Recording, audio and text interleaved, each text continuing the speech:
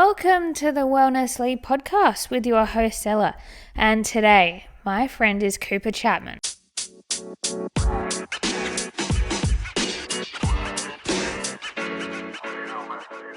Cooper Chapman was a professional surfer and now owner of the Good Human Factory, hosting the Good Human podcast and also the 1% Club. So, shall we dive in?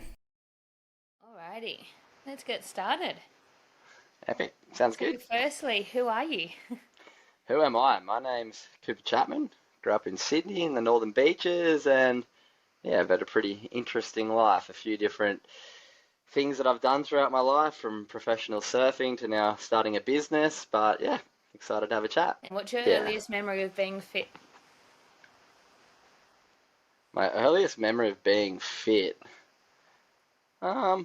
Probably, to be honest, I'll give you a bit of a story. I just went for a run along the beach this morning and saw all the kids on the Sunday morning lining up to do nippers to learn about the ocean and all of that good stuff. And that's probably my earliest memory of doing some sort of physical activity, is just doing nippers when I was a kid down the beach, doing the sprint, doing the flags, doing the wade through the water, and then progressing up to the swim and the board paddle, which I guess really set me up for my love of the ocean. So probably nippers is my earliest memory of being fit. That sounds so fun, because of being from Adelaide. If you live near the beaches, a lot of kids do that. But if you live like the other side of the city, the ocean is a place that you go and visit and swim, but you're not really, Nippers isn't huge here. Which is, I wish I lived closer to be able to do all that East stuff. Coast. Yeah. So from the Nippers, what age do you normally kind of start that program? I think I started at like 4 or 5, to be honest, super young, and then also played rugby union from under 5s or 6s. So I was always super sporty from being a young age. How good. And then jumping from there throughout your school years, is that where you jumped into surfing too? Yeah, I think when I was about 8 or 9, I kind of started to surf. My dad was always a surfer, so whenever I was down there doing nippers, I'd see him go out and surf out the back and with all the older guys. And then it's just a natural transition. Once I started to do the swim and the board paddle, it was like, all right, I need to get on a surfboard as well. And then it was pretty hard from like the under 12 11s and 12s onwards to get me to go and do the nippers, because I just wanted to be out on a surfboard instead. God, I don't blame you there though. Surfing looks so much fun. I could say I'm a surfer when it comes to pro on the knees, but not good when it comes to standing up. It's a pretty slow learning curve, surfing, but once you learn the art of it, it's pretty magic, being able to sort of use the ocean and the waves as a bit of a canvas to be able to do what you want, and the better you get, I guess more options you have, which is really nice. Yeah, cool. So in terms of surfing, where do you go from doing your surf, like you were saying, out with your dad, to start properly training to go somewhere with it? I mean, surfing's quite interesting. You start competing at a pretty young age. We have, I guess they're called grom comps, and it was pretty big, especially back when I was in that age group. Sort of under 12s is the first division that you start surfing in, and now they have even comps for younger. But when I was about 10, I started to compete. I got my first sponsorship when I was, I think, 10 or 11 from Rip Curl, so I had quite a lot of talent, I guess, from quite a young age. I think from the nippers, maybe I picked up quite a lot of skills in the ocean, and then just fell in love with it from a young age and started competing in the under 12s, and was traveling every school holidays to Lennox Head or Coffs Harbour or just up and down the east coast of Australia, competing in the under 12s, and then up until the under 14s and the under 16s. And you start competing at sort of state titles, at under 14s, national titles started under 16s, and that was kind of the progression. But I was competing and traveling up and down the coast from primary school. I remember it being in year like 5 and 6 when I was 10 and 11 doing surf comps up and down the east coast. So pretty young. Was it like really common where you lived or within your school friends that a lot of the guys were onto that as well? Not necessarily my school friends, but I grew up in North Narrabeen, which is down on Sydney's Northern Beaches, and it's a pretty globally renowned surf location. There's been plenty of world champions across the last couple of generations, from like the 60s up until now. It's one of the oldest surf board riding club in the country. So I think I had a lot of mentors and role models around me from a young age, not necessarily the kids at school, but from where I lived in Narrabeen, where I grew up. I was down at that beach every single day, so it wasn't necessarily school friends, but a lot of the people Yeah. around me, my older sister, her best friend was a really good surfer from a young age doing the events as well. So she was a couple years older than me, so I kind of always had this clear path that was set out and kind of understood what is potentially ahead of me as a surfer from a young age. I guess just from where I grew up in Narrabeen, really. Yeah, so were you getting a good surfing before you went to school and jumping straight in once you finished as well? There was many days where I'd be up shaking mum or dad in bed going, come on, drop me down the beach before school, and then coming in and having to quickly wash off the sand and chuck my school clothes on and getting dropped straight to school. That was a big part of my childhood, definitely. God, that sounds so much fun though, to be able to even get in the ocean at that time in the morning is so lovely. Yeah, it was a great upbringing. I was very lucky. And so, from your local comps, when did you start going into your bigger comps before you went pro? I mean, it's kind of hard to differentiate when you go pro in surfing. I guess the definition in a lot of sports of professional is when you start getting paid money. So Okay. when I was 14, I won an Australia. When I was 14, I won an Australian title in the under 16s division. And in the under 16s and in the under 18s, they have world titles for junior surfing, where they take the best four Australian surfers under 16 and the best four Australian surfers under 18 in men's, and I think it's the best two in women's. And if you win the Australian title, you get an automatic spot in the world titles to represent Australia. So when I was 14, I won my first Australian title over in Margaret River, which automatically qualified me to represent Australia in the world titles, where I got to go to Ecuador when I was 15 and Oh, represent sick. Australia, which was really cool.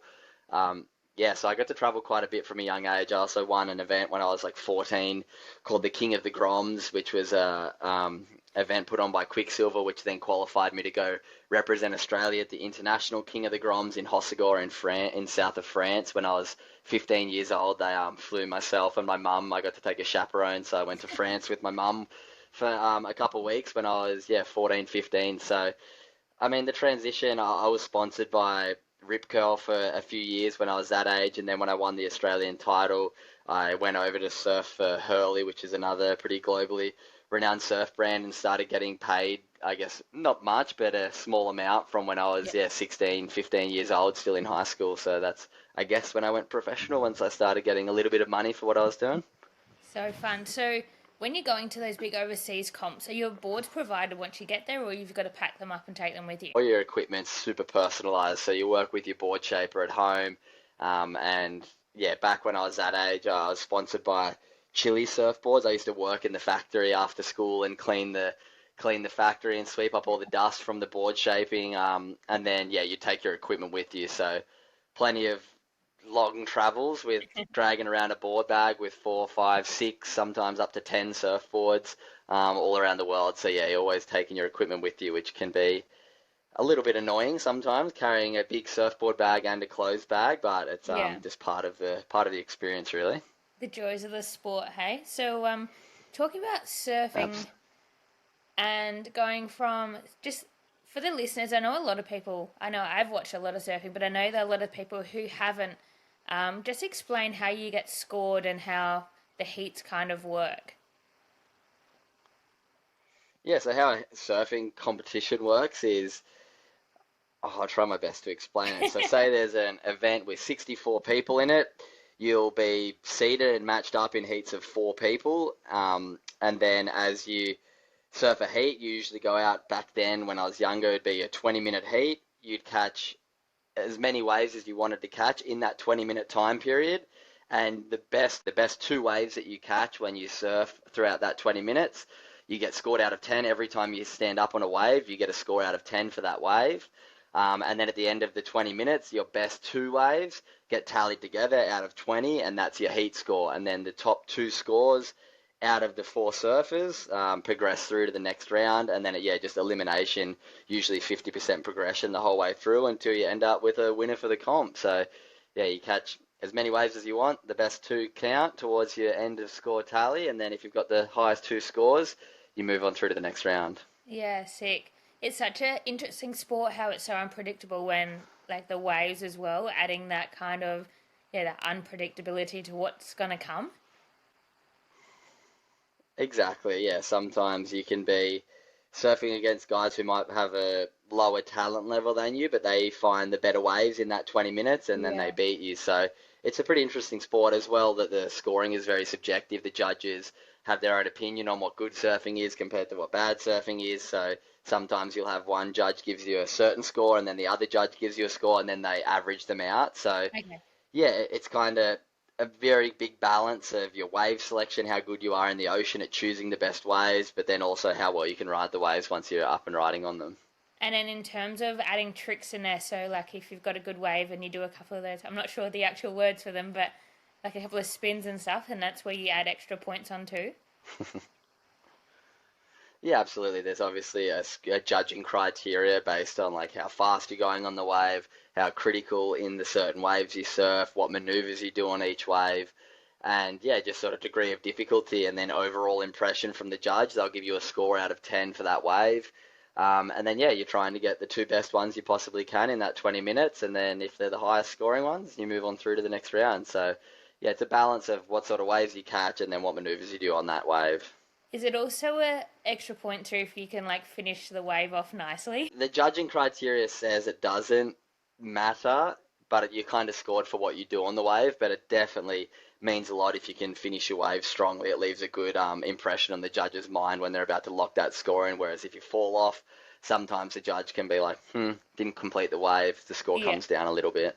Yeah, that's fair. So moving on with your comps, as you got like later into your teens and got into the bigger comps, were they a lot in Australia, or did you get into like a pro circuit when you travelled around the world? So the next sort of transition once you finish the under 16s division is to move into what we call the Pro Junior Series, which is under 21s, and in that division you have regions with the World Surf League. So my region was Australasia, so we would compete against New Zealand and the Asian countries as well. So a lot of those events were Australia based, so we'd sort of travel all around Australia to different locations competing, and then your results kind of get tallied together from each event. You get points per event for where you finish in the event, and then if you're in the top, I think it was like 5 or 6 in Australia, you'd then qualify for the World Junior event, which would be all of the region's top surfers from all around the world come together and compete in the world titles for under 21. So I got to compete in that 4 or 5 times all around the world. I think I did 2 or 3 of them in Bali. I had one of them in Australia. I think we had one World Juniors. I had a couple of them in Portugal in Ericeira.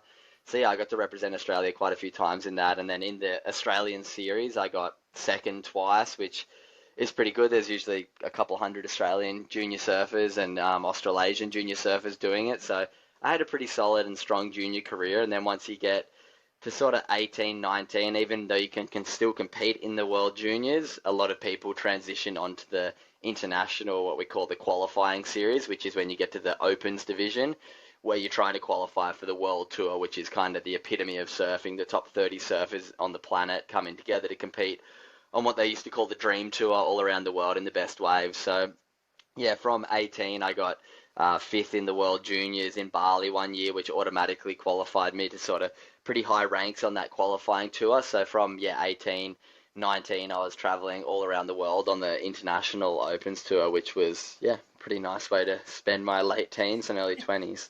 Yeah, fun. What was your like favorite location to surf in Australia, and also another location in the world? Favorite in Australia? I guess one of my favorite places to surf is the Gold Coast, like Kirra. Snapper Rocks is such a beautiful place, which is where I actually live now, just up the road from there. So it's nice to be nice and close. But yeah, that's one of my favorite places in Australia. And then internationally, I mean, I've been so fortunate to go to so many places. I've spent a lot of time in Hawaii. Every year, I'd basically spend all of November in Hawaii for a few different events. I love South Africa. The waves are really good over there. Beautiful people, beautiful culture. But all different parts of the world are amazing. Different places in Europe have always been really fun to go to. I've spent a lot of time in different South American, Central American countries. Yeah, Indonesia is probably the best place in the world to go surf if you ask me, and I spent a lot of time there in my teen years for different surf trips for magazines and sponsors, plus also competing. So very hard to pick one spot, but yeah, I've been fortunate enough to travel quite a lot with my surfing, so hard to pinpoint one spot, but yeah, it's just nice to be able to experience different places. They all have their different positive reasons. Is there a place in the world that you find like the actual surf itself has been the best, as in like given the best waves while you've been there? I mean, probably Indonesia. I've spent a lot of time there. That's obviously quite a close place for Australians to go to. Different places in Bali. There's a few different islands where I've gone on boat trips where you just stay on a boat for 2 weeks and drive the boat around to different waves and wake up in the morning and you're at a perfect reef break with a lot less people than say Australia, but also beautiful blue water, really warm. Surfing in board shorts is always nice rather than having to put a rubber wetsuit on. So Yeah. Indonesia's probably the best place if you ask me and if you ask a lot of surfers to go surf. Watch out, all the surfers are gonna follow your tips now. Don't worry, they all know about it. Well, I mean, all your local try to be surfers around Australia will now flood all Indonesia. Now you're giving all the tips out. We'll see. So from like you were saying the qualifying, where did you go from there competing? Did you get into the pro circuit? So, as I said before, there's kind of the international qualifying tour, and there's two tiers to it. There's what it's the name has changed over the years, but it's called like now it's called the Challenger Series. It used to be called the Prime Series, and I competed on that tour for about 10 years basically. So Right. Okay. a Yeah. lot of surfers will try their whole career just to get into that tour. I was quite fortunate to have a pretty strong first couple years on that tour and was ranked sort of between 50 and 100 in the world for surfing for a long time. I never actually cracked into that top 32 tour, which is kind of what a lot of surfers will set as their goal. And for a long time, I kind of felt like I didn't achieve what my dream was and what my big goals were. But towards the back end of my career, I sort of changed my perspective a lot and was like, wait a second, I'm traveling the world, going surfing with my friends. I've had plenty of great results. I never had the really good year and put together a whole year where I made it onto that top tour, which you kind of need to be in the top 10 out of about 100 of the best surfers in the world to make it onto the top 30 sort of elite tour. And the highest I got was like 20th on that tour, which was basically one or two heats away from making it onto the top tour. But yeah, I basically got to travel all around the world. It's still the same international tour. You're competing against all the same guys who are on that very top tour. But yeah, that was pretty much my whole 20s was traveling all around the world, trying my best to get in that top sort of couple people in each event to qualify and get enough points to make the world tour, which I never quite got to. But I look back now and really think that I won. I had a career that went for a long time. I got to travel all around the world, go surfing with my best friends for the better part of 10, 15 years. So as much Yeah. as I didn't get to maybe where I hoped to of, I still think I achieved a lot more than so many do, and I don't look back with any regret at all. I feel like I had a pretty spectacular career, got to meet some amazing people, learn some incredible lessons, and now I've kind of got to transition a lot of the stuff that I learned through my surf career into the career that I'm now building for myself. That's still amazing though to where you got to. So where you are, like your 10-year career, was there many other Australians on the tour with you as well? Yeah, Australia, a very strong component of the tour. I had probably 10 to 12 to 15 maybe Aussie surfers around my age, a few up to 5 years older, a few down to 5 years younger as I got Yeah. older, that I travelled with. So I had plenty of friends from all around the country where we'd meet at the airport and be like, all right, we're going to Europe for a month together. And we all travelled together, had the best friendships, and just like got to experience amazing travel around the world, but also compete while we we're doing it. It wasn't like we were just going on a Europe trip for a holiday. We were going Yeah. there for work, but we also got to enjoy all of the amazing things that do come with traveling. Yeah, absolutely. So out of the water, what did your training look like to kind of complement and help you in the water? There was a lot of gym work. I kind of started training in the gym from 14, 15, really. A lot of strength and conditioning stuff. I'd been lucky to work with a few different coaches along my career. Surfing Australia, who's kind of the governing body for surfing here in Australia, would have a bit of funding to put towards coaches for the elite guys who are in that sort of top 5 to 10 Australian young surfers as I was coming up. So I was always in the gym 1 or 2 days a week trying to work on my sort of strength and building my body to be able to compete at that highest level, to be strong enough to be able to do all the maneuvers that we want to do, but to do them in a safe way without injury. And I was very lucky. I didn't really suffer too many bad injuries at all during my career. I never broke a bone. I never really tore any muscles or ligaments. So I was quite lucky in that respect. And I really do put it down to the fact that I was very open and always very conscious about trying to be really strong and training in the gym and complementing the time in the ocean with time in the gym and yeah, everything else in between. So spent plenty of time my whole career, every couple days in the gym trying to maintain strength so that when I was in the ocean I had more power in my surfing, more speed, and also could do it in a way that was safe and avoid injuries. So when you're coming up with new movements on the water, is there a way that you practice them like on a surfboard or like a balancing board on land before you go and test them out? Not direct crossover. Towards the end of my career, we started to do quite a bit of stuff at Surfing Australia on skateboards and on trampolines just to get the aerial awareness to understand being upside down and all these different things for the future of surfing where we were trying to push it. And also just like a lot of strength training with like squats and doing things where you're loading up the legs in a similar way to when you're surfing so that when you do get that load when you're on a wave and when you're trying to do a new maneuver, you can sort of feel it and your body is in a physical condition to be able to handle it. But then Yeah. also just a lot of video review. Would surf quite often with a coach filming us, then would go back and do technical analysis of the body movements that we're doing to be able to improve our maneuvers, to be able to do it in a way that's more, yeah, with more speed, with more power. And yeah, a lot of filming and then reviewing the footage to see what we're doing right, what we're doing wrong, how we can adjust, and then going back out and trying to adjust. Yeah, yeah, absolutely. I think seeing what you guys do on the water is incredible and seeing how like so much of your like leg muscles is so important to, like go through and yeah, push through those heats. But behind the hmm scenes before a heat, what kind of happens on like say the lead up before going out and then after? I mean, directly on like a competition day, like I'll give you an example. If I had an event, say in France, would usually arrive to the event 2 or 3 days before it started.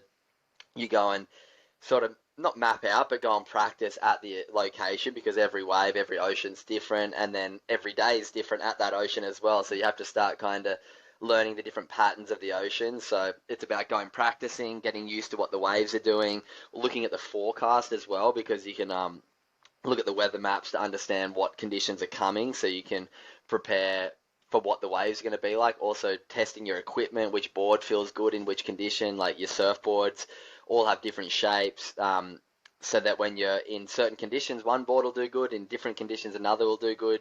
Yeah. So it's just a bit of preparation, a few days of practicing, and then when the event comes around, generally go down 1 to 2 hours before your heat starts. You'll be watching the conditions, sort of mapping out where you want to sit in the lineup so that when you're out there, you're not just kind of doing it all instinctively. There definitely is a lot of instinct, but you kind of have a pretty game plan. Like, okay, I want to start the heat over on this part of the bank.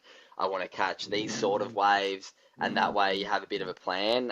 Then you'll go down, grab your rash vest, put your leash on, paddle out the back, and then try your best to stick to your game plan. But you usually have plan A, B, C, D, E, F. So, because with the ocean, it's going to always be changing, and quite often plan A isn't going to work. So you have to be able to adapt, and that's generally the person who does the best in competitions are those who are very good at adapting to new conditions. The wind might change while you're out there, and you have to change your game plan. Um, and then when you come in from your heat, sometimes if you're at the kind of high level that I got to at the end, you could watch back the replay online of your heat, see what the judges were scoring. Some judges will like certain maneuvers that you do, so then if you make it through the heat, the next one you can do more of that maneuver. There's a lot of review work. I used to have like a diary where I'd write down the scores that I got in the heat, how I felt, what I was doing right, what I was doing wrong, and then try and not make the same mistake repetitively, really. Yeah, yeah. So talking about those big waves, where was like the biggest wave that you surfed in the world? And was that one of those like is it a tube wave where you go through and it's coming over the top of your head? Yeah, I mean, some of the biggest waves I probably competed in were in a place called Hawaii at Sunset Beach. Yeah. Actually, while we're recording this podcast, there's a big event at Sunset Beach today, right now, for the World Tour. It used to be a qualifying tour event, which is where I competed a lot. It's now a World Tour event. They've yeah, upgraded the location to the top level. But that was probably where I surfed the biggest waves. I had probably a couple days where the waves were close to 15 feet, which is Wow. pretty big and scary, especially when you have to go and compete and try your best to be surfing at a high level. Sometimes the waves would barrel when I'd surf in different locations. I had quite a few events in Tahiti that the waves were barreling a lot. Also Indonesia, the waves are quite well known for barreling. Um, but that's kind of a luxury. When the waves are barreling, that's kind of what you dream of as a surfer. And Yeah. in a surf contest, you get told this is a date that you're going to be going to surf, and that's the date that you go out there and you surf the conditions that are on hand. And quite rarely will it be barreling or massive, but when the waves are big and the comp's on, you kind of just have to go out there and do it. And so those big waves, how far out from the shore are they breaking? Are they far enough that you need like a surf ski to jump on the back of, or can you just paddle out to them? Nah, in my event, it was always paddle out, and it just depends on the location. Sunset Beach, where I just sort of said I'd surfed, was quite a long paddle out because it broke a little bit further out the out into the ocean on a outer, not an outer reef, but on a reef, probably a 10-15 minute paddle out to where the best waves were, especially when it was big. It would break further out. So I mean, you can't really just say because it's big, it's further out. Sometimes at certain waves, it's big and breaks close to the shore in Yeah. places like France and a few other places. So yeah, it's kind of just really location dependent. Yeah, yeah, absolutely. And so, from finishing your career, or was it while you were still surfing that you started teaching kids how to surf on the side too? Yeah, I mean, when I was about 24 years old, I lost my major sponsor, and that kind of left me with a big decision to make. Do I give up on surfing? I kind of went from making close to $50,000 a year off my sponsors to making nothing overnight, which then I had to work out, okay, how am I going to fund my surf career? It usually took me about $50,000 worth of travel a year to get all around the world to 10, 12 overseas trips a year. So that left me kind of going, what am I going to do to be able to fund my career? So I had to get creative and started to work at Manly Surf School. I did quite a few different surf lessons for Learn to Surf kids, which was always really rewarding being able to pass on the knowledge that I'd gathered over a whole career of surfing every single day of my life and competing at the highest levels. That I could pass that knowledge on to Learn to Surf kids. I also got to coach a couple advanced young kids and pass that knowledge on. So super rewarding, and it was just a really good way to be able to use, I guess, expert knowledge that I had and pass it on. And yeah, I did a few other things. I worked as a tradie and as a, doing carpentry and landscaping for a year or two to fund the career. But then yeah, also ran a few surf camps and yeah, did that for a couple of years until pretty much my surf career came towards a bit of an end once I had my transition and started my business, and then COVID hit. So yeah, there was a couple things that happened on that journey, but yeah, there was a couple of years where I got to do some surf coaching, which was really fun. How fun. So, what goes through your mind when you're in a heat as well? Is it looking for what's next to come and kind of planning, like you said, or is it a lot more than that? I mean, you're always, I guess, looking at the back, looking for the best waves that are coming. You'd always have the commentators on the beach would be reading out the scores from the last wave that you caught, that your competitors caught, and then giving you the required score that you need. And that way, based on knowing what score you need, if they go, okay, Cooper, you need a 5 point ride to move up into second place, which is a progressing position, then you're kind of looking for a wave that is above a 5 point ride. So there's a lot of different things that are going through your mind when you're out in the heat. You're trying to pick the right conditions. You're trying to pick the right waves. You're trying to pick the sort of part on the bank based on what position you're in, based on what priority you're in for the next wave. So it's really a lot of things are going through your mind, and you're just trying to be present to make sure that when the next wave comes, you can surf it up to the level that you potentially can surf it to. Yeah, yeah, exactly. I can imagine it'd be quite hectic out there trying to make everything work properly. Yeah, it's just a big game of good decision making, really. So you said about transitioning out of surfing. Is that when you started the Good Human Factory as well? Yeah, so as a young surfer, I mean, growing up, I lost an uncle to suicide. My dad struggled a little bit with his own mental health throughout my teen years. I watched him struggle a bit with alcoholism, depression, a bit of anxiety.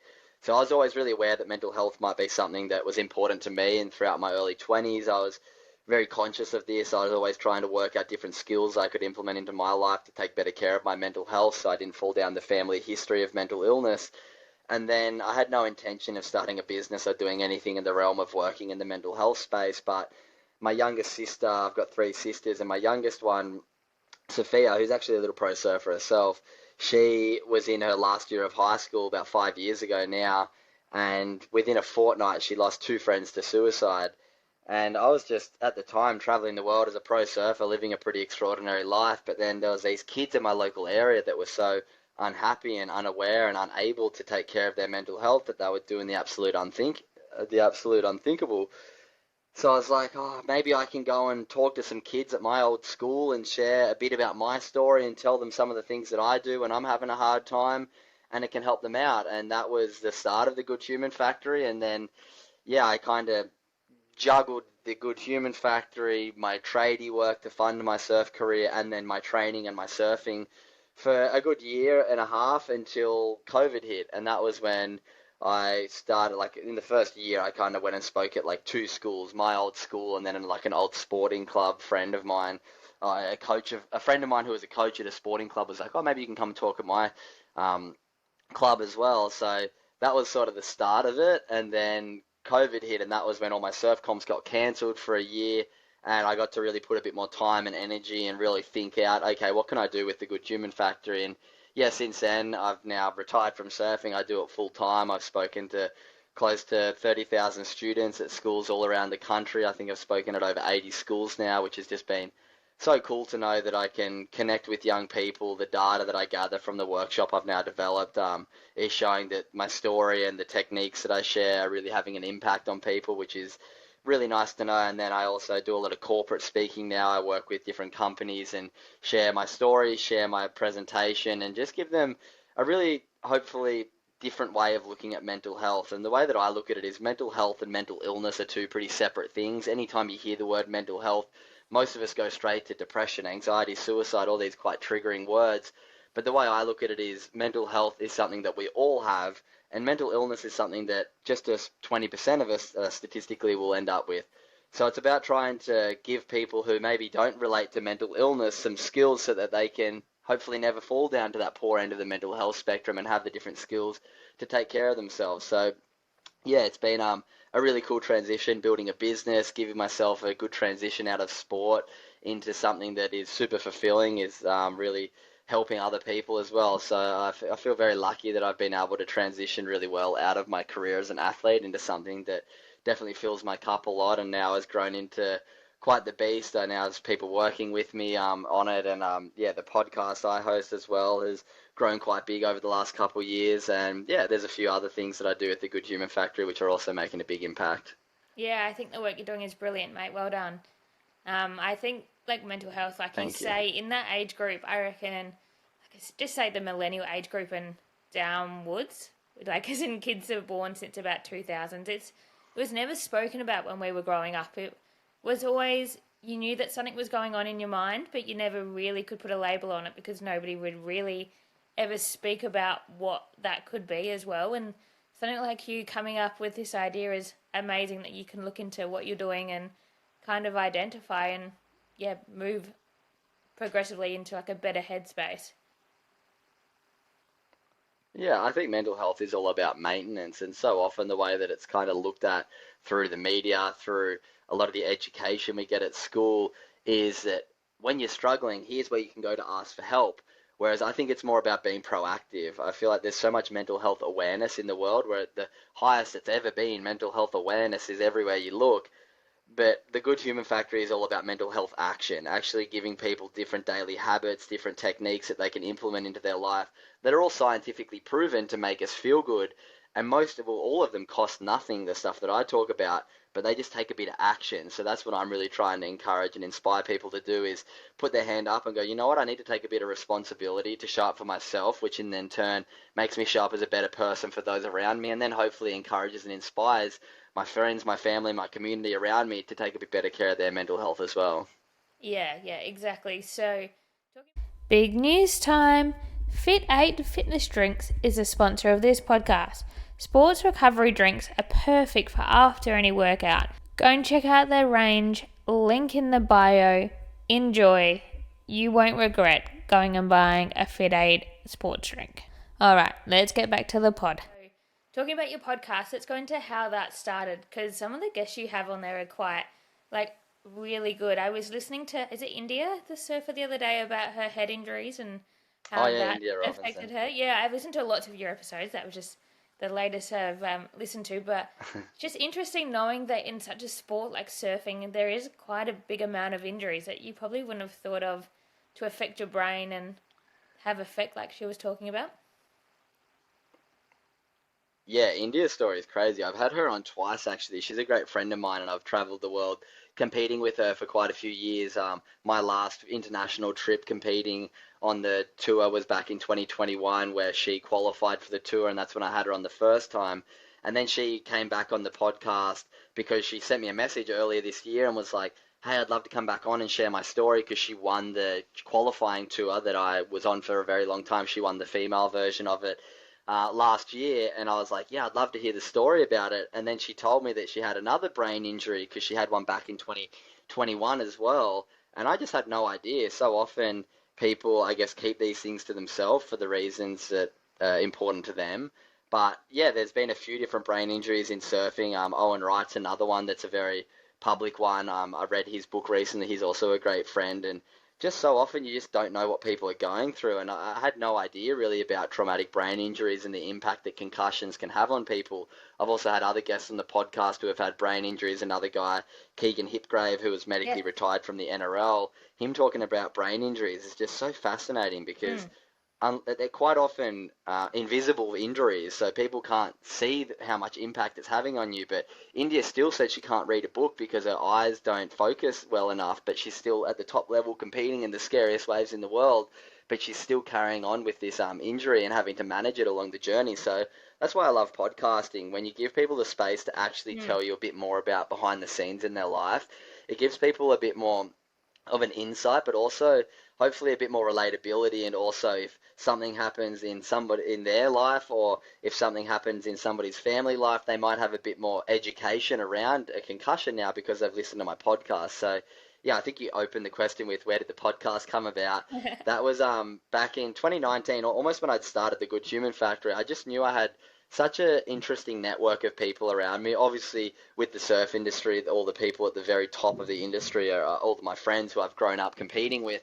So I knew I had access to talk to them, but then now it's grown into a whole different beast. I've spoken to people in almost every different industry, from health experts and neuroscientists to um, to dentists to F1 drivers to you name it. I've kind of spoken to almost every industry, whether it be social media stars, influencers, different people in business, entrepreneurs, and just every sport almost you can think of. I've spoken to someone, and what I've learned is we just are all so different. And if we have the open mind to listen to people's stories and take the time to understand what they've gone through, maybe we can draw inspiration through their story, or maybe we can learn from their mistakes. Because my dad always told me as a kid, it's so important to learn from your mistakes, but it's even better if you can learn from somebody else's mistakes so you don't even have to make it. So that's where I've been so lucky. I've had, yeah, over 140 guests on my podcast now, and just got to really chat to them about the interesting story they've been through. And I've been very lucky to have access to some very, very elite people in either athlete careers or, yeah, the um, top of their I can't think of the word, top of their field in what they do, whether it be neuroscience, whether it be doctors, whether it be, yeah, everything in between. It's been really cool to get to learn from a whole range of people. Yeah, I've listened to quite a few of your episodes, and they're quite interesting. The way that you interview is great to be able to get the best out of everyone that you've had on. I think out of everybody you've had, who has been like the guest who's kind of left like the biggest message for you yourself? That's so hard. It's almost like asking who your favorite kid is. And I get asked that Well, I was question going quite to a say lot. who And was your I favorite guess my guest, answer, but I didn't want to pull it down to just that. So we'll pull it down to the best message that you've kind of left behind. I mean, there's a lot of different ways I could answer this. I really love talking to health experts. I think it's really interesting talking to people who have spent their life learning about certain topics and then have such a deep knowledge in it. One that comes to mind is Nicole Vignola. She's a neuroscientist from over in the UK. I've had her on twice now. She was back on episode 44, and I think she's episode, oh, I can't even remember the last one, 120 something. But yeah, she's a super interesting lady who's incredibly talented and incredibly knowledgeable around neuroscience. I think it's fascinating learning about the brain. Another one who's amazing is a great friend of mine from over in New Zealand who's like a human performance specialist. His name's Nigel Beach. He just has such deep insight and knowledge around how to take better care of your body to Mm. get the most out of yourself. Yeah, I've But then listened to also his. just That people's was really good. stories who you just wouldn't.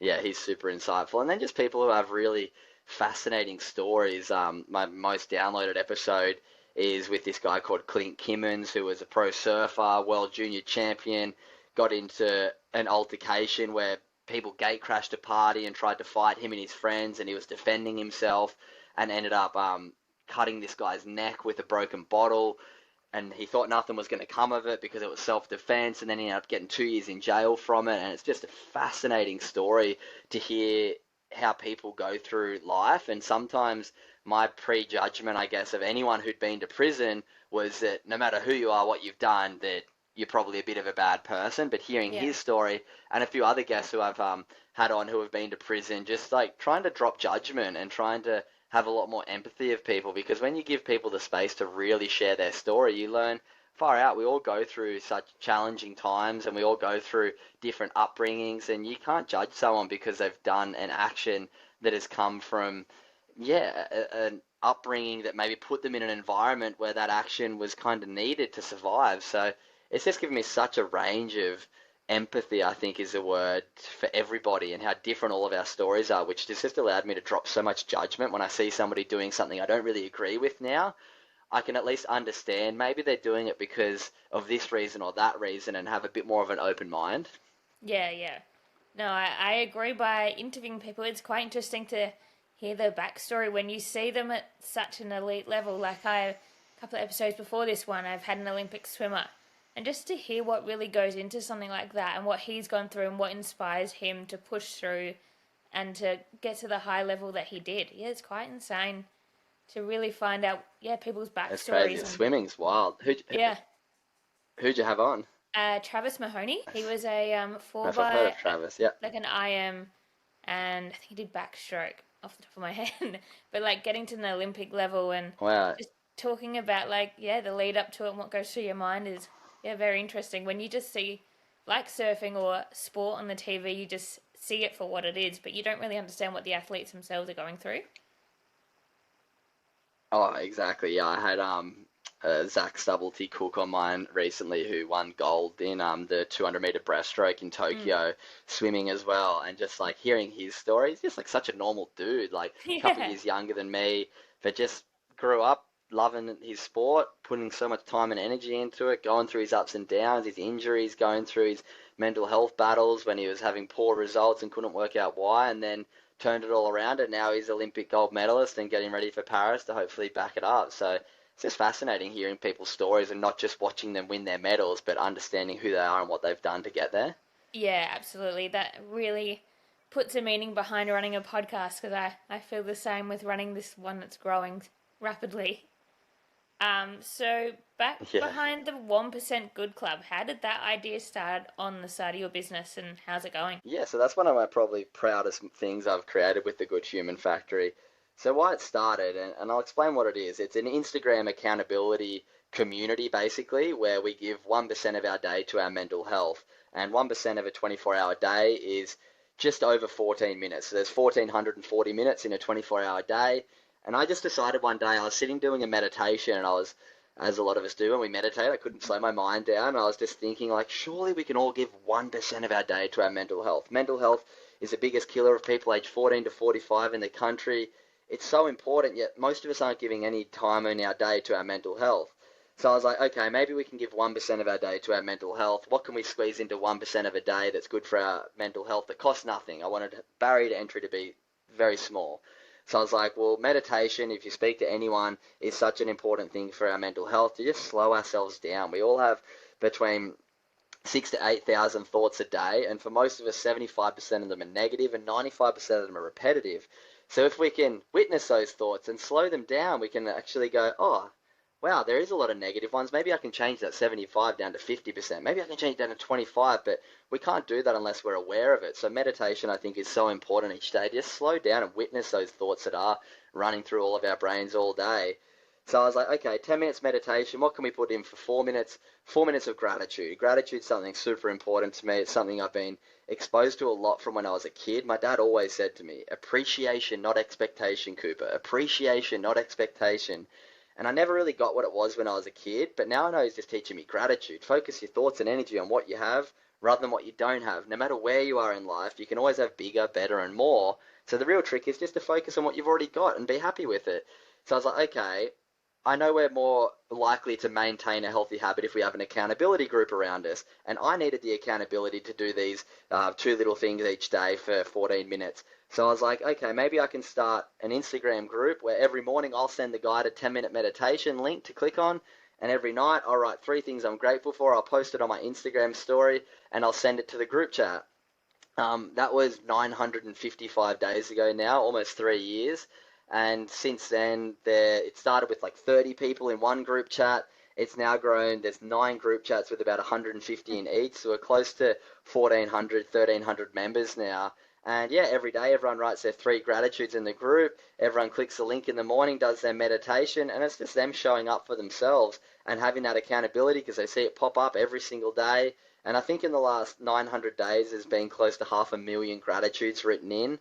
Like I said, it's the thing I'm probably most proud of because the messages I get, the impact that that's having on people, not only on them as an individual, but so many members will write in the gratitudes of their kids before they go to bed. They'll write in the gratitudes of their friends. They'll tell me the impact that it's having on them just to change that brain chemistry, which all the science now shows that when you practice gratitude, it's changing our brain chemistry, releasing serotonin and oxytocin, the happiness chemicals in our brain just by thinking something different, just by writing it down. So yeah, every day we all do that. It's completely free to join. If anyone listening right now is like, that sounds like something that maybe I could get involved in, all you have to do is send at the Good Human Factory on Instagram a direct message saying, I want to join the club. You'll get added in. It's, like I said, completely free. If you don't like it, you can leave whenever you want. Absolutely no pressure to hang around. But every morning you get sent a link you can click on to do a meditation. Every night you see me write my gratitudes, I send it in, and then everyone writes a little gratitude, 3 things they enjoyed about their day, and they send it in the group. And it's just beautiful reading all these strangers from all around the world writing what they're grateful for the day. You read other people's, it inspires you to have a bit of a sit and think about your day, and yeah, it's just a really special place, to be honest. Yeah, that is so good. I think it's very important to, as you said, to stop and take 14 minutes for yourself a day. As everybody lives such a busy lifestyle these days and do find it hard to disconnect and stop from everything that is around them. So, yeah, this is a smart idea and you've done it so well. So your new little project you've been talking about is doing your 100k run and leading up 100 days for it. How's your training going? Training's good. I'm 1 week in. Once I jump off this episode, I'm about to record my first episode to update my community on what the first week of training's been like. But yeah, it's good. I just wanted to set myself a challenge. Back in 2022, after having Nicole, the neuroscientist, on my podcast, as she told me the effects of everything on the brain, but when she said the negative effects of alcohol, I was like, you know what, I'll take a year off. So I did 12 months sober. I documented it on my podcast, did a thing called 28 and Sober. I didn't have a drop of alcohol for the whole age of 28, which was really cool. And it was a really nice year where I had a challenge. I had a sort of accountability of doing the podcast every week. And it just inspired so many people. I had hundreds of people come up to me and say they took time off alcohol because I did the year and inspired them to take a bit of time off as well, which is just such a beautiful thing to know that my work and my commitment to that could inspire others to make some healthy choices. So I felt like I needed another challenge, and I had a guest on my podcast, this guy called Rory Warnock, who's a good friend. He's a breathwork coach, but he's also an ultra-endurance athlete. And I was like, I need a bit of a challenge for 2024. I kind of feel like my business is moving forward nicely, but I need something for me and I need something to bring my community on.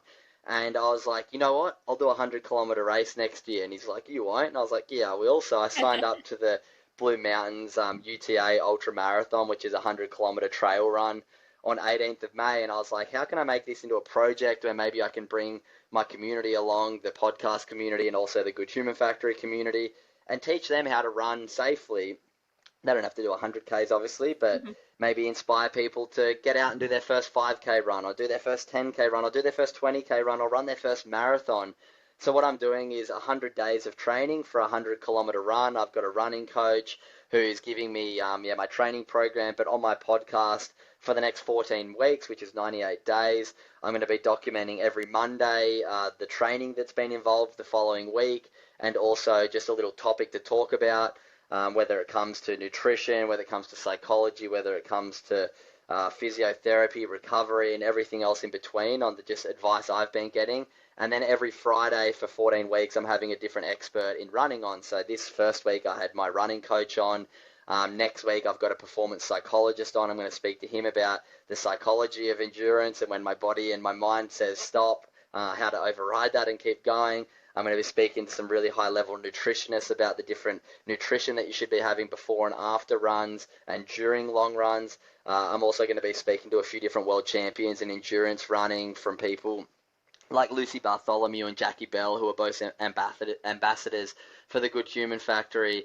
Then also to people like Ned Brockman, Harry Garside, Ali Day, a whole bunch of just really well-renowned endurance athletes, and learn from them how to get through this challenge. But the main reason is hopefully to bring my community along the journey, give them some really easy, free advice, and all they have to do is listen to my podcast, follow my social media, join my broadcast channel, and just give them some really simple ways to get into running while I take on this big challenge, allow them to maybe set a challenge for themselves as well, but do it in a safe way with as much free knowledge and education they can get through my journey. I'm so looking forward to you dropping all this stuff because I'm training for a half Ironman in December. And so my running journey probably started Good about the on you. same time that you did. In saying that, I always hated running. I swim a lot and cycle a bit. But yeah, I'm excited to see what you deliver with this because I can't wait to hear what everybody says about it. Yeah, it's going to be a fun journey. There's definitely going to be some ups and downs, but first week of training went good. I did my first trail run on Saturday, which was yesterday while we're recording this, and I actually loved it. I found the trail a lot more fun than running on the road or running on just concrete, which is what I generally have done, which is what I've only ever done. So doing the trail was really fun, running over rocks and roots and having to be a bit more conscious the whole run. I found it really fun. So hopefully the training all goes to plan, and in 100 days I can get through the 100-kilometer run without injuries, and hopefully overcome that mental challenge that will be an ultra endurance race. That's so exciting. So, in terms of your running, what was your base that you were starting from in the first place? So you said you were running out on the Oh, concrete. Did you I'm not a had run. a steady base? I'm definitely not a runner at all. I'll tell you that. Ever since I kind of retired from competitive surfing, I reckon I've stepped foot in a gym maybe a handful of times in the past 18 months. My fitness, I mean, I've maintained fitness just because I live a very active lifestyle. I'm always on my feet for work. I'm moving around a lot. I still surf and foil and do a whole bunch of different physical activity. But when it comes to specific training, not much. I reckon in the past 2 years I've gone for a handful of runs. So Yeah, I very definitely do similar. not have a very solid base, but I feel like I am quite an athletic person. So about 2, 3 weeks. Oh, well, once the New Year's crossed over, I started just going for a couple 5 and 10K Mm. runs just to get the body feeling okay. And then I started my run training last week, and yeah, it's been going good. Just trying to, what do I have? I have on Tuesdays I have like an 8K run with this run club. Thursdays I have like sort of high intensity either hills or sprints with my running coach in our little running group, which has been fun, learning technique stuff and learning how to get the heart rate in different zones and how that impacts the runs. And then on Saturdays I go for a long run on a trail, which my first one was like 13 Ks this week, which was really cool. Then on a Sunday I have a recovery run. I did 6 Ks this morning, which was cool. And that's just going to continually build. But yeah, the base wasn't really there, but also each week I do like a legs workout and core. I do an arms workout and core, and then a lot of mobility, sort of stretching and recovery as the week goes on. But it's cool just trying to balance that while also running a business and everything. Yeah, But I just want to show people that you can do it while still having a full-time job. And absolutely. it's just good for your health, your well-being. And like I've been feeling so good. After my run on Saturday, I felt amazing. So looking forward to seeing how as kilometers increase each week and the intensity increases, how the body handles it. But I'm just ready for a new challenge. I spent my whole life competing in uh, sport where it was trying to beat people, whereas this event is more so about trying to see what I'm capable of myself and seeing where my limits are. Yeah, yeah. There's something about running and kind of like not making PBs, but like incidental PBs of running further in a similar amount of time, or do you know what I mean, cutting your 5K time down, even if it's just by a couple of minutes, but like not even trying to do that, but feeling better every week.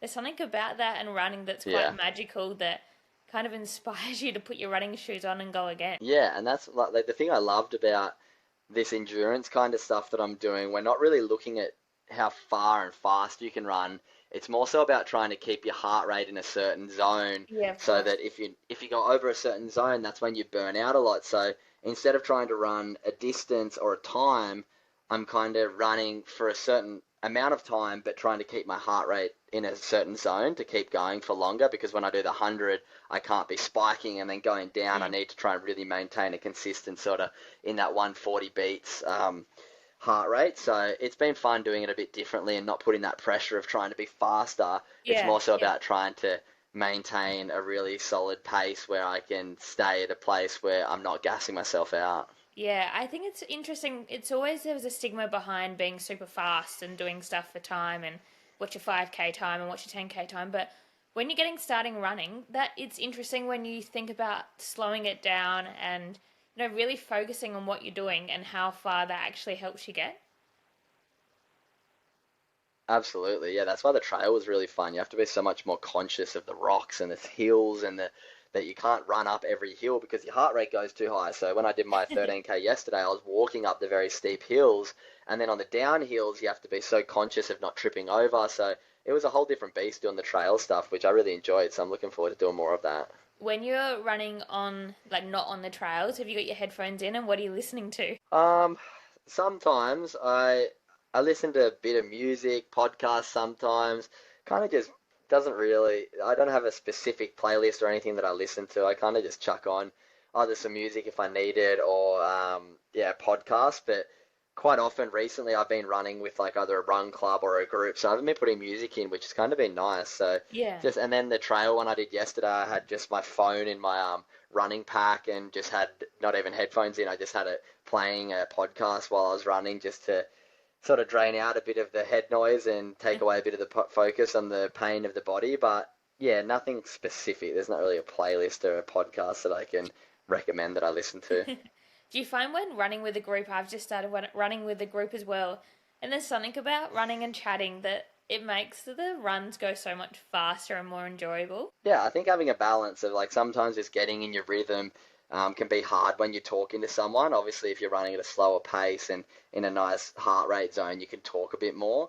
But yeah, it's been fun doing the run clubs. A lot of my runs with groups are like kind of recovery runs, so I am running a bit slower and trying to Yeah. maintain a nice light heart rate so I can talk. But yeah, it's cool just seeing people get into their running as well and be part of a community of people getting together and catching up and chatting. And it's something that I haven't really done too much of in my life, go to big community events where people are down there every week, but it's something that I'm learning to be more open to and really enjoying. Yeah, yeah, exactly. I used to race triathlon, so like your local races, you'd see the same people you'd race against all the time, but in saying that, I never properly run train. And so coming now, I'm like, I really have to start training to run and thought like adding in that group and people around you makes a big difference to running alone. It's a good combination between the both, like you were saying.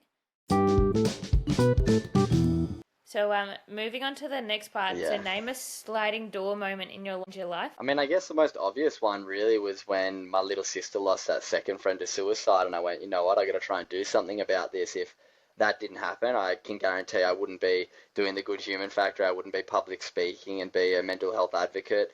Sometimes when something like that happens pretty close to home, it can really magnify the things that are important. Like I said, at the time I was traveling as a professional surfer where everybody around me was really helping me try and achieve my goals of being a top level athlete. But then I started to recognize that there's some more important things in life sometimes than being an athlete. And that was when I really started to recognize that service and helping other people was a way to, for one, get a lot of fulfillment, but also just make a lot of impact in the world. So that was I guess, a pretty big sliding door moment for me to go, okay, life isn't all about just trying to be the best in a sport. There's also a lot of other ways that you can find fulfillment in life, and that came for me through service and trying to help other people improve their life. Yeah. So if a young athlete, not so much a surfer, but could be a surfer, came up to you and asked for a bit of advice heading into like a pro kind of level that you're at, what would you give them as advice? Hmm. I think probably the best advice I'd give is don't base your self-worth and your identity on your results. So many of us young athletes will base so much of our self-worth on our results, and when we're doing good, we feel really good about ourselves. External validation is so important, and then when we're doing poorly, we feel like there's something wrong with us as a human. And I got just taught a really nice lesson when I was quite young, or when I was about 20, from my sports psychologist. He said, "Pro surfing is what you do, but it's not who you are. Strip away surfing and then what would people say about you?" And then he said, "What are your values?" So I wish I understood a bit earlier that who I am is not my results in surf competitions. It's how I show up to people, what sort of values I live by. Am I being kind? Am I being honest? Am I being grateful? Am I being responsible? Am I being um, mindful? And they were all things that I was so unaware of when I was younger. And now that I feel like a lot more self-awareness, a lot more emotional intelligence. I recognize that yeah, what I do in my career is one thing, but who I am and how I show up to the people around me is another thing. And now I really try and base my self-worth and my identity around that. Yeah, nice. So we're in an Olympic year. What are your predictions for the happening in Tahiti for the Paris Olympics this year? Ooh, And are you surfing in going there as well? Tahiti predictions. No, I will not be going to the Olympics in Tahiti, As in, but they I didn't will ask you to definitely come be and watching the commentate? Olympics. I'm really, oh no, not at all. I don't really involve myself much with the surf community anymore. Once I started my business and started to dip my toe in every other industry, because obviously mental health is something that crosses to every single corner of every single Yeah. industry. So I still watch bits and pieces of surfing. I still have a lot of friends who are surfers, but I have kind of distanced myself quite a bit from the surf commentary and stuff like that. So definitely did not get the call up for surfing in the Olympics. And definitely did not get the calling in the commentary either. But my prediction, I think Jack Robinson, Aussie surfer, is going to maybe win it. He's so good in heavy water waves. It's pretty cool that the Olympics is in Tahiti. I'd be a little bit bummed if I was a surfer that it wasn't in the south of France and I could go up to Paris and be involved in the whole Yeah. the Olympic Village and stuff. But yeah, I'm excited to see how it goes in Tahiti, what the format will be for the Olympics, and how it's a different comp normally to the big top level ones because they have a few surfers that generally aren't in that world tour that we're used to watching. So there's always a few different little wild card people that can shake it up a little bit. And Tahiti and Chopu in particular, where the event's going to be, is a very specialty wave. It's a heavy water barrel, so it's a bit different to trying to do maneuvers and whatnot. So your world champion currently in surfing, Felipe Toledo, he isn't really the strongest surfer in those waves, but he did just pull out of the tour for this whole year, so I'm sure he'll be doing a lot of practice there while the other guys are traveling around the world competing on the world tour. So I'm intrigued to watch how it goes. I think Jack Robinson from Australia is going to be pretty hard to beat, but I'm really excited to watch who does well there. And then in the Has, women's, I think it's going to be epic to watch. I really hope Molly Picklum, young Aussie surfer from the Central Coast, great friend of mine, a really, really incredible young surfer. She just really showed what women are capable of at Pipeline recently, surfing on the world tour, and had probably the most insane performance a woman's ever had in heavy water waves. Her and another girl, Katie Simmers, who ended up taking the event out, actually just really stepped it up. So I'm excited to watch the women's event in Chopu as well. do you know when the qualifications for the Australian surfers are, or has that already happened? I think it's already happened. I'm pretty sure it was last year the top two men and women on the world tour automatically qualify. So Yep. I'd be guessing, but I'm pretty sure Jack Robinson and Molly are definitely going for Australia. I think Ethan Ewing's going for Australia. And then I'm not 100% sure the other woman that's going for Australia. It's funny, the women's league being called the WSL, but also the women's soccer league in England's also called the WSL. And so when you're like Googling the results, one or the other come up. And so it's a good way to Really? support both sports. I've never. Yeah, yeah. It's so funny. I What's mean, the my best way to my watch automatic surfing? prediction is well, What was that? just type in World Surf League online, and you can watch the events, look at the calendar, see when they're on. You can watch all the World Tour events live. All of the Challenger series, which is what I used to do, are all live now, and most of the regional smaller events will have live broadcasts as well. So just go on the worldsurfleague.com and you can find all the events on the calendar, and if there's one on at the current time when you're on there, you can click on it generally and watch it. So good. Um, Before we move on, is there anything else you want to add before we get to the fun stuff? No, I think you've covered pretty well everything. You've done very Sick. well, taking me through the whole journey of my life. A few of the guests have said that I've literally taken them through their whole life again that they forgot they lived.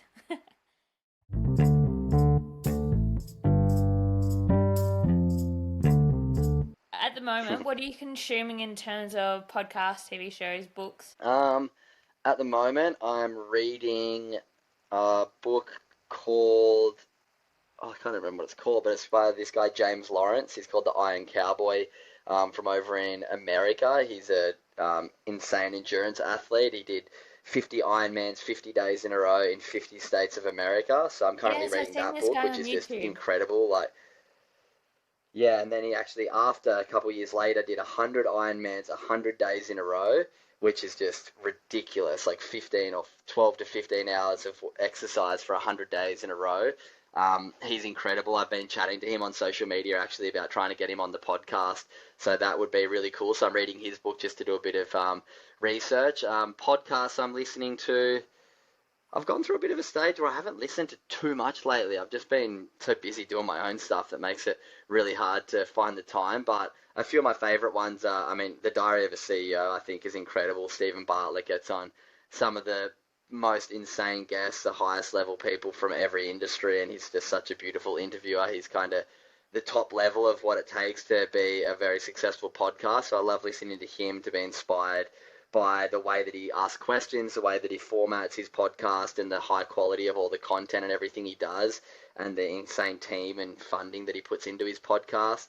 Um, they're probably the book and the podcast that I'd recommend the most. And then, what else? Yeah, that's probably about it. Nice.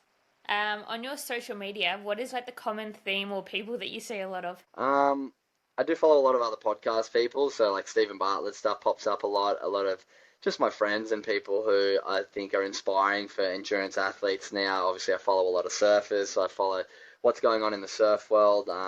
Just people who inspire me. I'm pretty conscious of trying to. I mean, I follow like 4,000 people, but I feel like only a certain amount of people pop up now because of the algorithm and the Yeah. content that I engage with. But yeah, just a lot of like athletes, a lot of inspirational business people as well. Having my own business, I really like watching that sort of stuff. And then also, I try and keep a bit of an eye on global politics. I'm a bit of a not conspiracy theorist, but I'm a bit of a person who tries to keep a very open mind about the different things going on in the world when it comes to monetary system, when it comes to global politics, and sort of have an understanding on where we're going in this world, because that is something that I do carry a little bit of fear around with global politics, the wars that are going on, and it really makes me reflect on how lucky we are to live in a safe country like Australia, have the opportunities that we do to have the freedom to build businesses, to live healthy lifestyles, because so many people don't have that, which allows me to feel a lot of gratitude, to be honest, for the life that I get to live. So I think it's important to keep an open mind and be aware, not blissfully naive of what's going on in the world. So I follow a few accounts like that as well.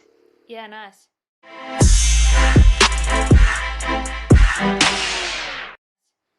Moving on to a couple of the listeners sent in a few questions to ask you. Firstly, how are you prepping to be a Sure. funkle? Like a fun uncle for your sister's baby. So I listened to her podcast this week about the pregnancy and everything that's been happening. How are you personally preparing to be the cool uncle? I'm I don't know about personally preparing. I think once it actually happens, it'll hit me a little bit harder. But I live next door to my sister and Fisher now, so it's really nice just to be around them and watch that journey, watching her belly grow. They've had such a difficult journey to Yeah. parenthood. They've had a very public journey with infertility and miscarriages and IVF and yeah, a whole range of things that they've gone through. So for them to be naturally pregnant is just an absolute miracle. So I'm just so excited for them first and foremost. And then yeah, hopefully I can just be there to support whenever they need. I'll be living next door to them, so hopefully when they need a babysitter from time to time, if they want to go out for dinner, I can be there and be as involved as they want me to be, and just get to teach the little one, whether it's a boy or a girl, a few little things that I know, and hopefully, just get to be there and be as supportive as I need to be for them. Will you be the fun uncle to put the first what's called wetsuit on the baby and put them out on a board? I mean, well, Fisher was a pro surfer as well, so I'm not going Yeah. to be the only kind of surfer in the little one's life, but I'll be down the beach with them. We live right across the road from the beach, so there's a few years I think away before we're doing anything super fun. It's just going to be the general baby stuff first, and just being in that love bubble with them and seeing them Yeah. get to raise a beautiful child who's going to have absolutely everything it dreams of, because my sister and Paul have just got such an extraordinary life, and I know they're going to be amazing parents too. So I'm excited to watch their journey, but then be as involved as I possibly can be as well. Absolutely. That was the next one, talking about Fisher being your brother-in-law. How good is it having a world-renowned DJ in the family? Yeah, I mean, sometimes I just like pinch myself that I get to live this wild life that so many of us look from the outside at these super successful musicians and rock stars and artists and be like, I wonder what it would be like to Mm, get to go and experience that. So getting to experience it is pretty crazy. Like I got to go to Europe last year and spend a few weeks on tour with them and go to like Malta, Ibiza, headlining the biggest club, the best club in the world. He has his own residency, so just watching the impact and the just presence that he has with crowds of up to 50,000 people crazy, sometimes hey? is just incredible to see. Yeah, it's just crazy. So it's really cool to get to live that rock star life and be involved in their life and just see behind the doors really of what goes into his team and the amount of, just incredible people that are helping him achieve these hugely impactful songs, obviously, that come out, but also shows. It's pretty cool. I pinch myself. I watched Yeah. the Elvis Presley documentary or movie when I went on a flight over to Europe, and I was just like, holy crap, this is just so wild. And then I felt like I was living one of those movies, just like private jets flying around, VIP everything. It's really cool. So it's one of those weird pinch me moments when they met 10 years ago. And started dating. He was a surfer and did a little bit of DJing on the side, so you just had no idea what was coming. But just his personality and the way that he is around people and the way that he makes music now is just a testament to him, the growth that he's had, and I don't think it's slowing down. So it's going to be cool to Yeah. watch the journey. When he came to Adelaide last year for the Live Golf event, it like went off and like everybody was talking about him. Even like my parents were like, "Who's this Fisher guy? He sounds amazing."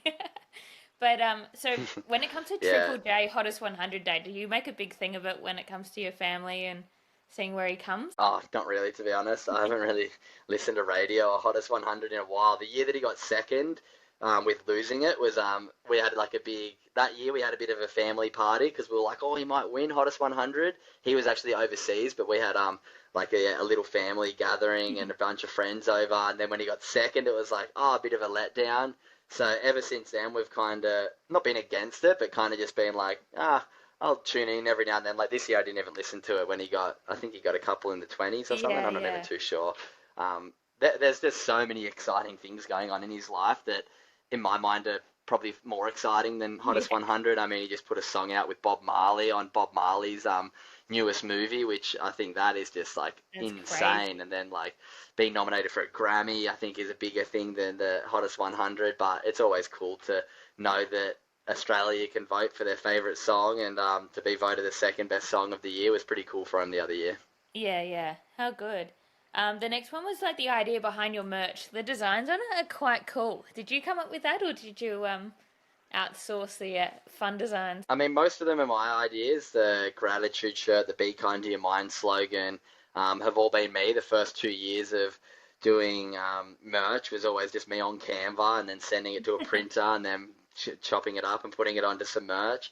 And then the last year, a few of the more designs that I have with the brain flower and a couple other things, I've worked closely with the designer, sort of telling him what I wanted to, what sort of messages I wanted to get across, and make mental health a bit fun and a bit cool, and not just have it as like a shirt that's like, oh, talk to people about your mental health. I wanted it to be something that people found fun to wear and people could, yeah, really get around and feel like when somebody walks behind them, they read it and they go, oh, they reflect on something. So it's been a pretty cool journey with the merch. I've never worn any other clothing that I get stopped on the street every single day that people go, oh, I love that shirt, or that made a real big impact on me. I needed that message of be kind to your mind today. So to know that the designs I've put together can have an impact on people has been really cool. So good. And so, as podcasts run in the family with Elodie and your sister having such a good one, is there a bit of competition on? You're very different, but very both highly successful podcasts as well. Oh, I mean, they're definitely far, far more successful than me, but it's like you said, we're doing very different things. I'm so proud of them. I mean, I had my podcast for a year and a half or something before they even started, so they I think drew a bit of inspiration from me, and I kind of pushed them into doing it. I introduced them to Listener, who they're with now, so it's been nice to know that I can share some of my knowledge and some of my insights and the mistakes that I made to help them get off the ground. But now they've just gone from strength to strength. Their community is just so amazing and absolutely no competition at all. It's amazing that I've been a guest on their podcast a couple times, which has really helped me with my business. It's really helped me get exposure to sharing some of my knowledge to their really engaged, really large audience. So much of my work has come through listeners of their podcast who are school teachers who get me to come and speak at their school. So absolutely zero competition. And out of my 140 guests, Chloe and Elodie's episode are my second and third most downloaded episodes. So zero competition at all. It's nice to More just know that the teamwork impact than that they're anything. having. Yeah, it's like we're just doing very different things. My podcast, obviously, it feels nice when your numbers are doing well and you're growing, but I also don't really look at my podcast as something that, yeah, my podcast is for me first and foremost about networking. I've met 140 incredible people and got to learn about their stories, which has then opened up so many opportunities for me, so many friendships for me. Like I've had so many Olympians on that are now going to compete in Paris, so I can't wait to watch them all compete there.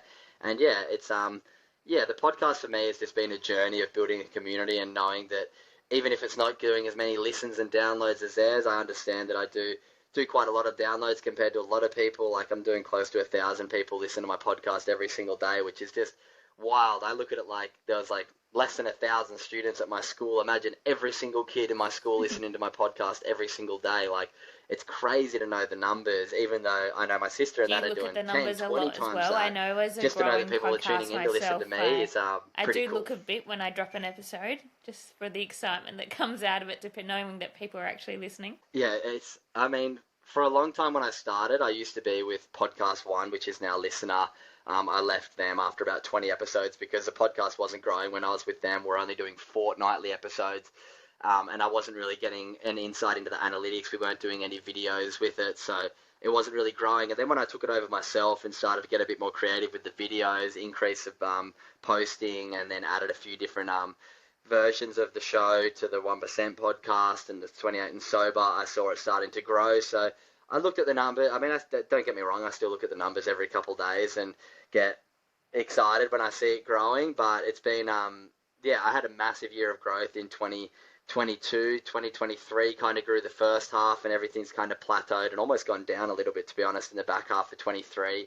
But I just think it's gotten so overpopulated, the podcast world. And like I said before, I haven't really been listening to too many podcasts lately, so I understand there's a lot of competition now, but I do have such a core audience. I know every single episode will have between 1,500 to 3,000 people listen to it, which is just amazing knowing that people are going to take time out of their day to listen to a long form bit of content. We know how small everyone's attention span is now. Yeah. We can barely get through a 30-second TikTok without scrolling past it. So when people take the time to sit and listen to an extended form of content, if there's 10 people, that's an absolute incredible achievement. But to have thousands of people, that's just really special. And I get stopped every single day by people in the street when I'm traveling all around that say, oh, I listen to your podcast. I've got a lot of value out of it. I get messages all the time. So that's why I do it. It's nice to know that my words and most importantly, the conversations I have with really inspiring people can have impact on others.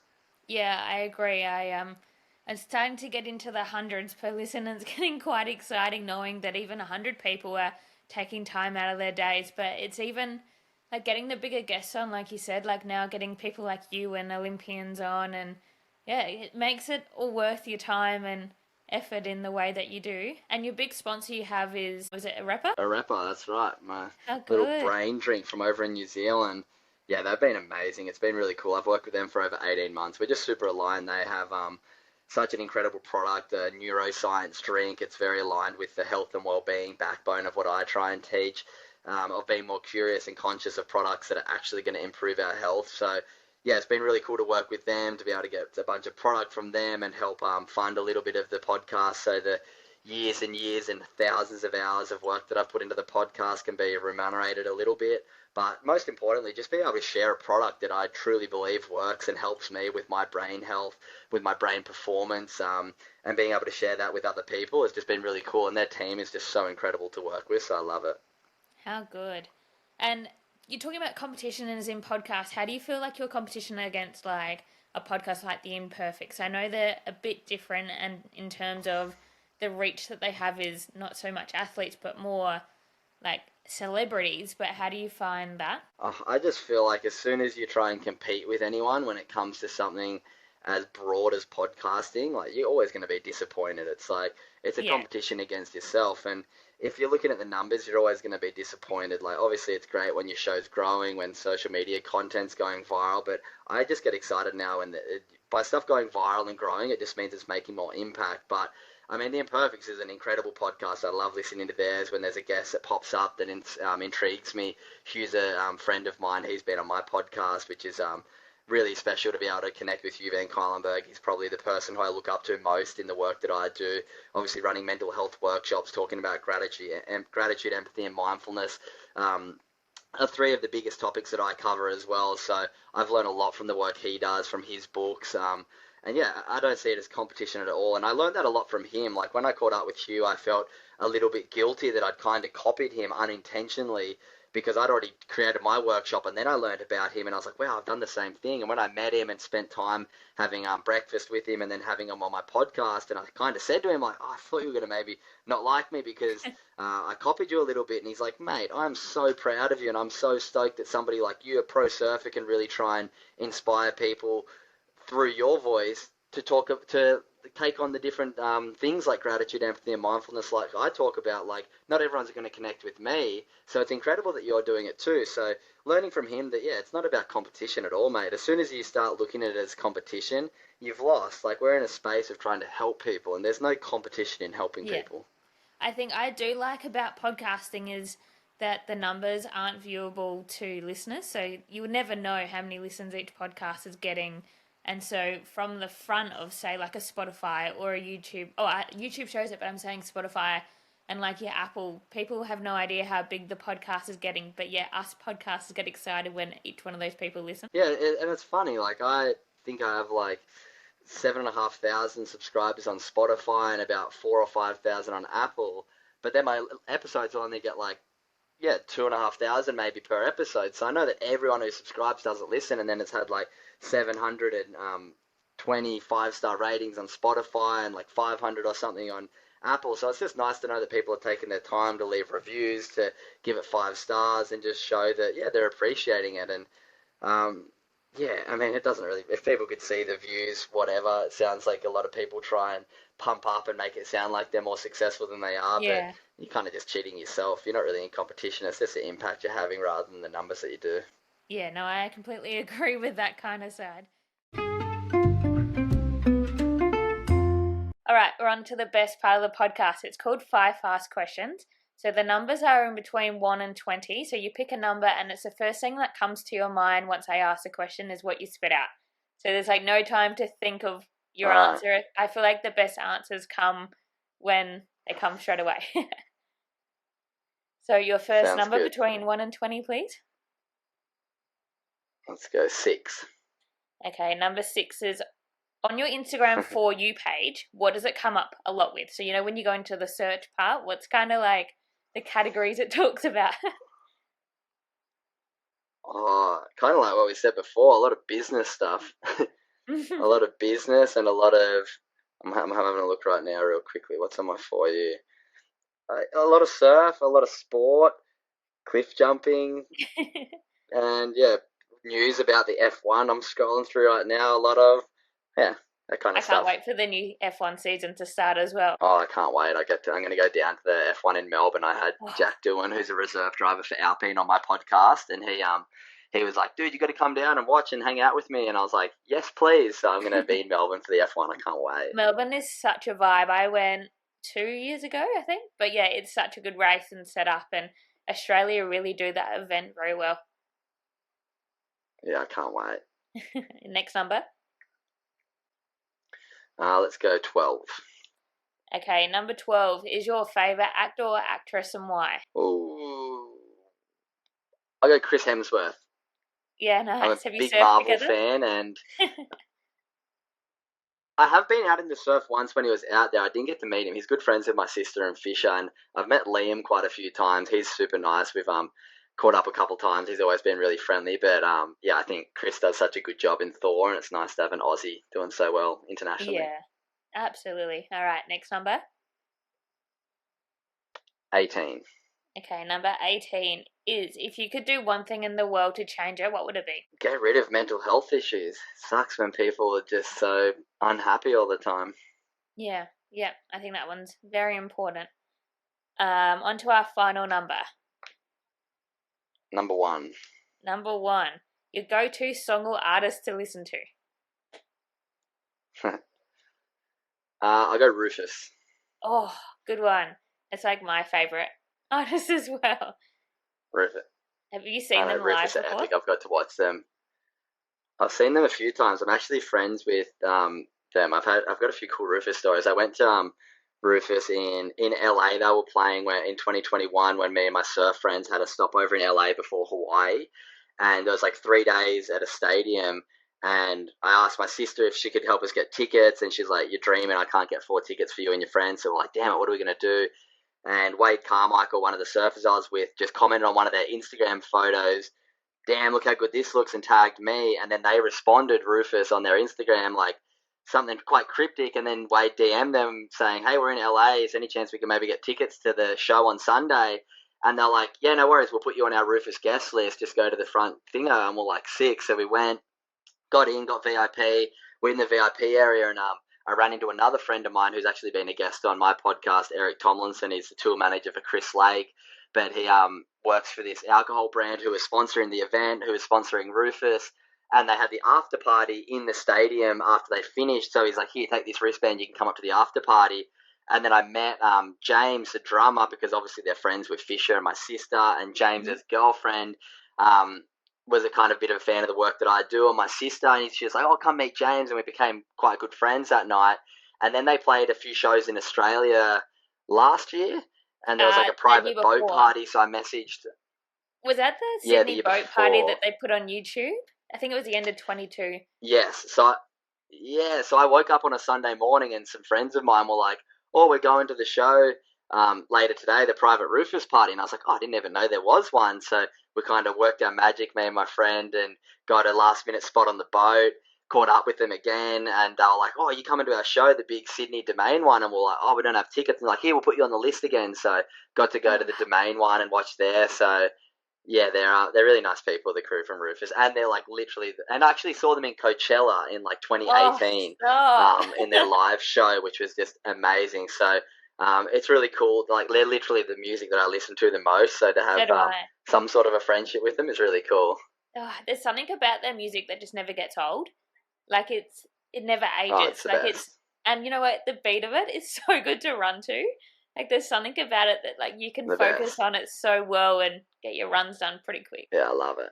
The best. Yeah, especially that they're Australian. It's pretty good. So yeah, well, thank you so much for your time this morning. That was amazing what we went into, and yeah, thank you heaps. No, thank you. That was good fun. I feel like we went through plenty of my life and asked a few fun questions in the end, so I appreciate you asking some fun questions. No, you're welcome. That's the best part of the podcast. I love settling it down and coming into an end with a good laugh. Amazing.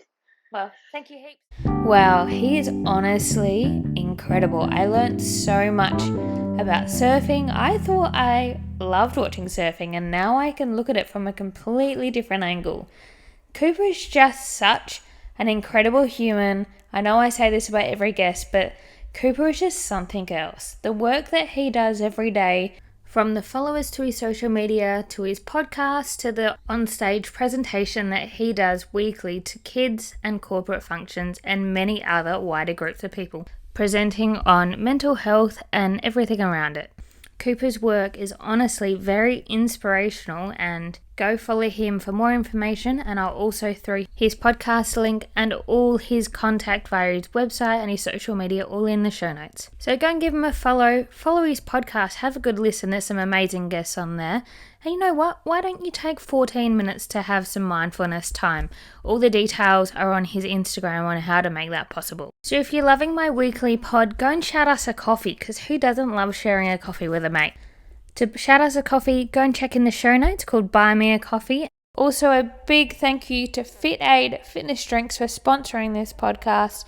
So if you love listening to this podcast as much as I am making it, go and follow us on all the social medias at the Wellness League Pod on TikTok, Instagram and Facebook, YouTube, Spotify, Apple Podcasts. Wherever you go, like, subscribe, share it with a friend. And why don't you keep your eye out for Friday in your feed, because there's a big new project dropping. It's going to be huge, especially if you are within or wanting to start a triathlon. Give it a listen and have a wonderful rest of your day. Have the best week, and we'll see you next Wednesday. Also, don't forget about Friday. Bye.